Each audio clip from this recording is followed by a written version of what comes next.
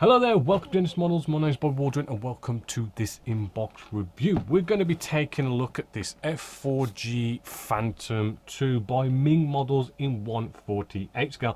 Now this is a brand spanking new tool, in 2022, so nice and new. I am quite excited about this one because I've been so impressed by Meng Models Hornet just here. It's been going together absolutely beautifully. So, liking our F4 Phantoms, this should go together beautifully as well. So let's open this up and check it out. I mean, the box art looks really nice, by the way. What we've got on the sides, I mean, it does show us on the sides a few little things there, kind of, showing us that, oh, it does look like we get ladders and all those weapons and all that good stuff. It does show the AK interactive paints as well. So let's start getting out some plastic. Let's start off with the first one. Let's get a good look at our surface detail, which this one should show it off quite nicely. We've got the bottom part of our wing section and fuselage, right? Feeling very smooth, right? If we get you in a little bit closer, right, we can see lovely recessed rivets, recessed panel lines, right? Looking at a nice consistency on this piece, and looking very crisp. Loving those recessed panel lines there. You can just see how lovely they all look. We've even in our air brakes just here got what feels to be, yes, raised rivets as well. So nice detail inside of there, right? Nothing major on the inside, right? We've got our main part of the fuselage section as well, just here, with a little bit inside. So with this kit, it's kind of following the Academy kit in the sense that let's just say like Hasegawa, we've just done a step-by-step on the Hasegawa build, right? It's two halves coming together. This kind of like brings it all together as kind of like one piece. Problem is with that, I mean,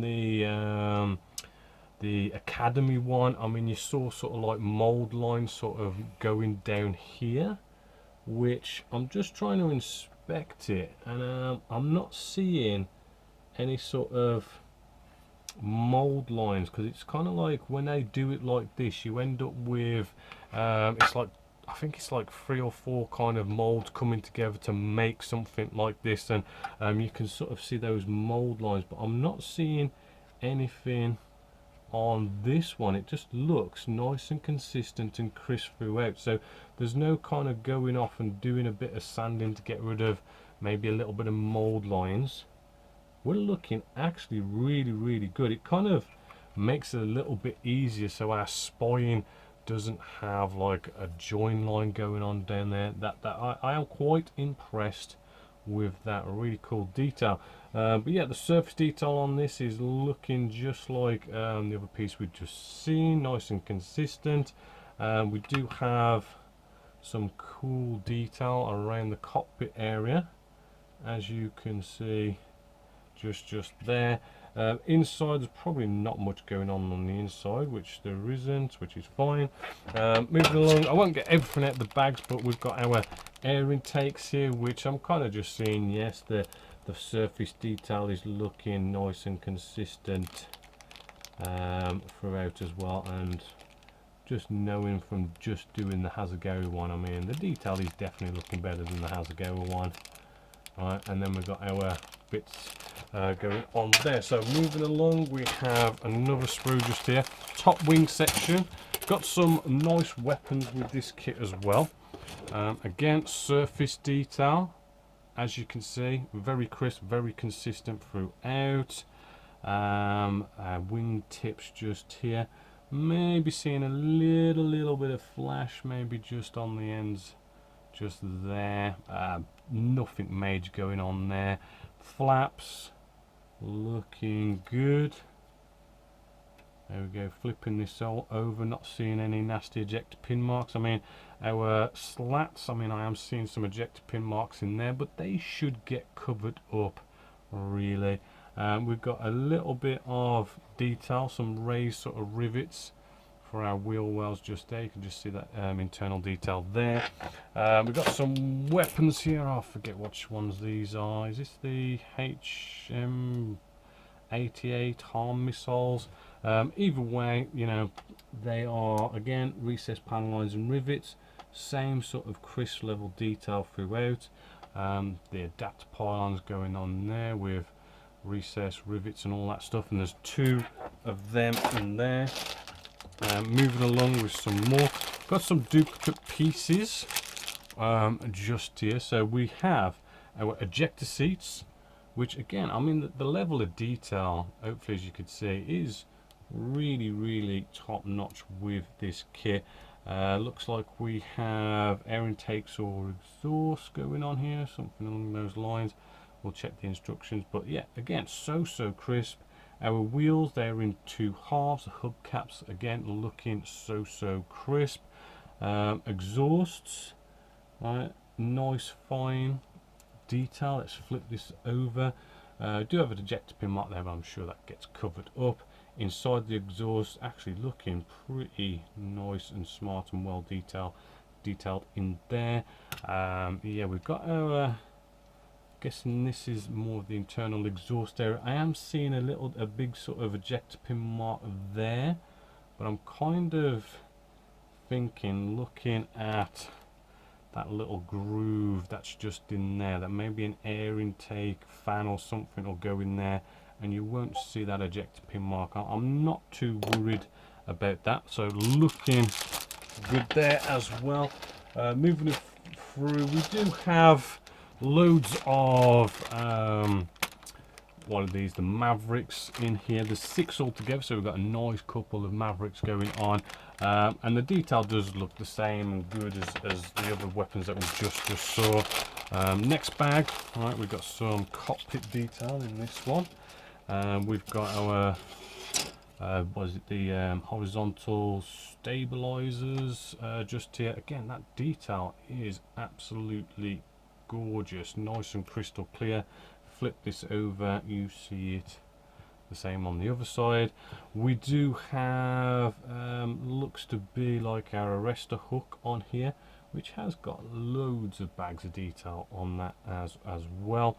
Moving along, we have cockpit tub. Right, no detail on the cockpit tub, but it's one of those where everything builds on top, which if I flip, no, it's this side, which you could probably, oh, where's it gone now? I did see it earlier. Maybe it's not on this sprue, but on another sprue, but we'll get to that in a second. Now look, the air brakes, they are looking so well detailed as well. Even our wheel well doors, right, lovely detail as you can see all the way along. Our actual wheel wells themselves, because they're built up like a box, it's like everything's gonna have loads of lovely detail. A little bit more sort of going on there. Where else, what else have we got? Here's a bit of, okay, I mean, we do have, this is our wheel wells, I do believe our rear ones. No, I suppose, see, I mean, that's why I like, because I mean, this is the front part of the wheel well, as you can see, because it's like a box, you know, you've got detail on there, and then it's all kind of flat, so you can just bring it together and there's detail everywhere. But when they do it as one piece like this, you know, you don't tend to get as much nicer detail, and there is a bit of, well, looks to be a bit of flash on there to maybe take care of as well. Oh, here we have a bit of our landing gear as well. No ejector pin marks in nasty places. Flash is looking good as well on them. And then what we've got just there, a bit more sort of cockpit detail. Do have 2 ejector pin marks there, but I'm sure the seats, ejector seats, will cover them up. Fingers crossed, one to maybe look out for there a little bit. Again, you know, we've got a couple of just weapons going on in here, which I won't get everything out of the bag because we've got the general gist of it. Next sprue, what do we have on this one? We've got some cockpit detail on this one. Again, some more lovely weapons. If you don't use them all, they're going to be good to actually go off and keep because they look really nice. Cockpit detail, here we have like some of our side panels and stuff, again looking good, nice lovely recesses, buttons and dials going on there, as you can see, loads of them, right? And this is what's going to build up that plain cockpit tub. We have, we've got our instrument display panel, right, just there, looking good as well. Our pylons looking so detailed. The surface detail is just lovely on this. We have our ladder just here, which is nice that they've added that as well. Just flipping this over just to check we've got no sort of problems with it. Just flip it over again. We've got a bit of, what details that? I'm not sure where that is. Might be a bit of wheel well detail, but looking nice and crisp in there.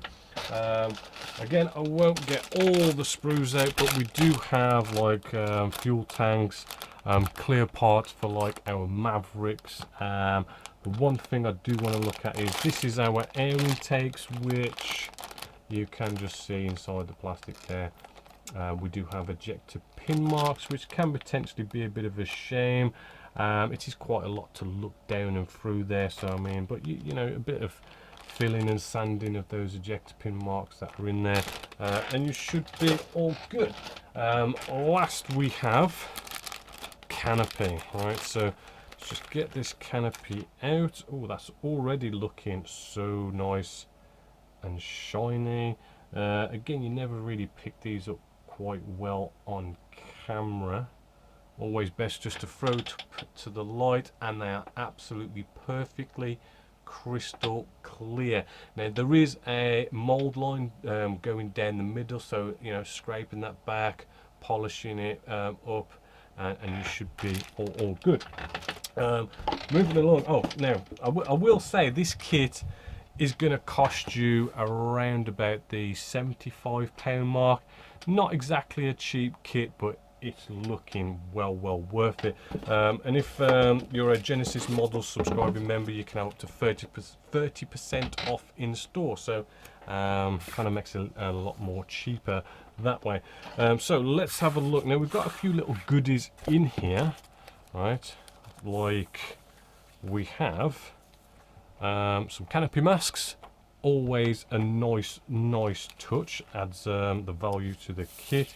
Then we have pitot tube, which is very nice that they've added a pitot tube to this kit.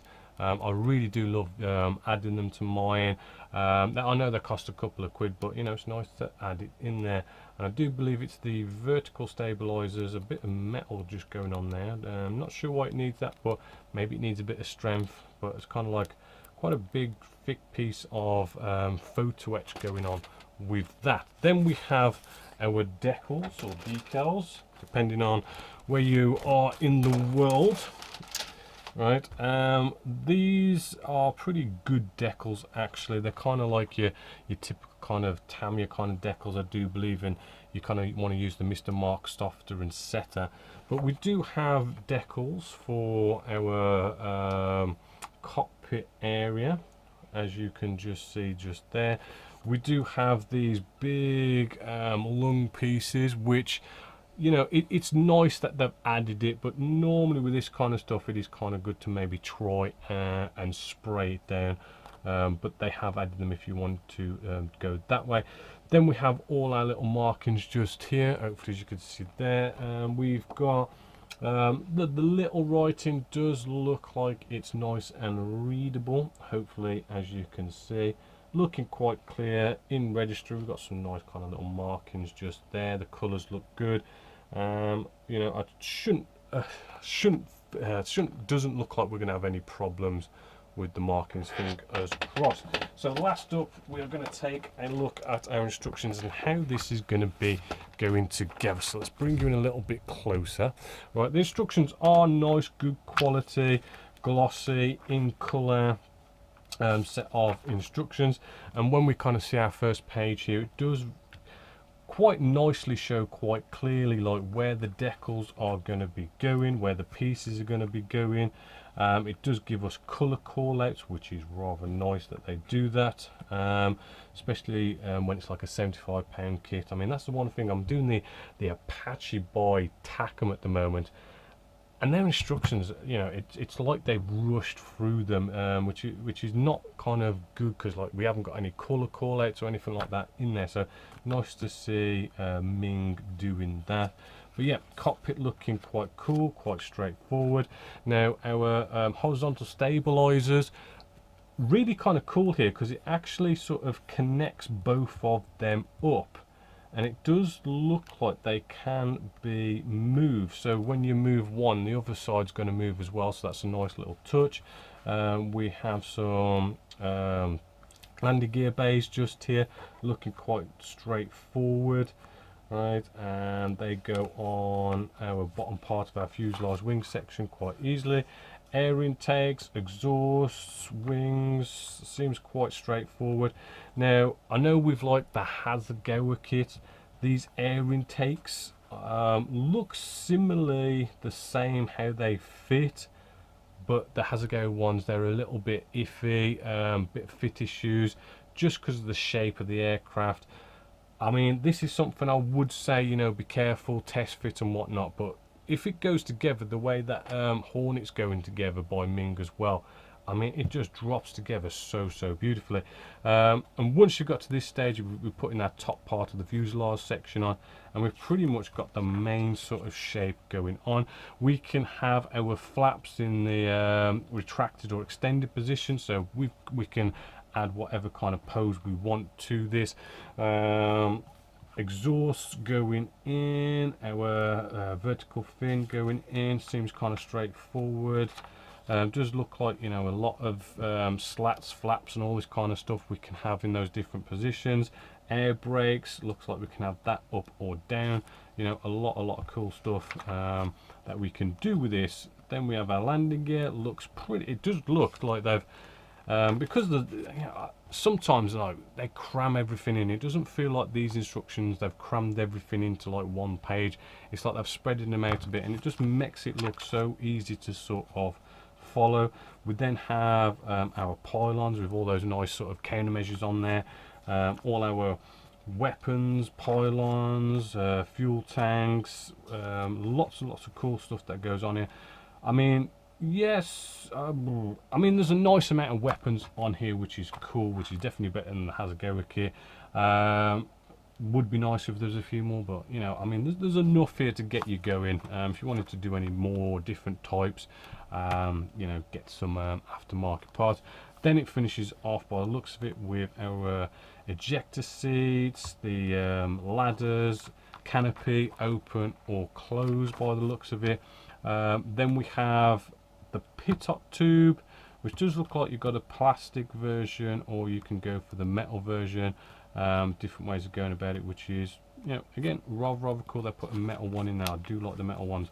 And then we move along, and then we've got, I do believe, about 3 different sets of markings, right? As you can see, we've got our first there, then we've got our second one there, the kind of like grey camo scheme going on there. And then we have this kind of like 3-color camo scheme, which is kind of cool to kind of go down that route with the shark's teeth going on there. Then we have all our color callouts and all our markings and decals for all our weapons and pylons.